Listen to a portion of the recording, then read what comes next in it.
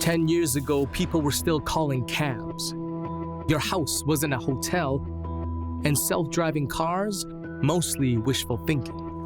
We don't know where the future will take us, but we do know the challenges the future presents will not be one-dimensional.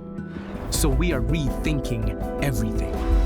At Eastern Washington University, the new Think sends your school, back to the drawing board, and tears down silos along the way.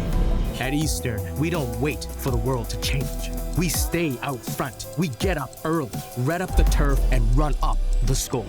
It's not just about thinking differently.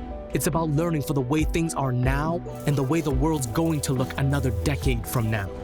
An interdisciplinary education that gets real about the real world, that's the new Think. It is Eastern Washington and you.